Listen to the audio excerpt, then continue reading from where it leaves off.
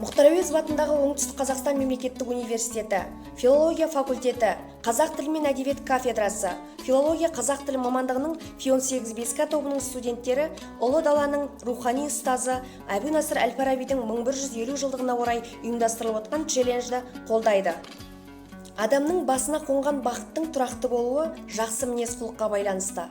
Мінез бен ақыл жарасса, адамгершілік ұтады.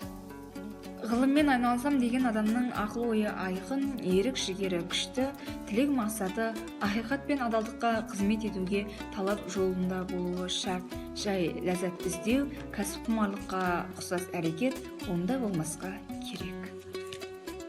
Ұстаздық мінез құлық нормасы мынандай болуға тиіс. Ол тым қатал да болмауы керек, тым артқа жығыла да бермеу керек. Өйткені аса қаталдық шәкіртті өзіне қарсы қояды. Ол тым артқа көне беру қадірін кетіреді. Берген білімі мен ғылымына шәкірті селқос қарайды. Ақыл парасат күші адамның ойлауына, пайымдауына, ғылым мен өнерді ұғынуына, жақсы қылық пен жаман қылықты ажыратуына көмектесетін күш.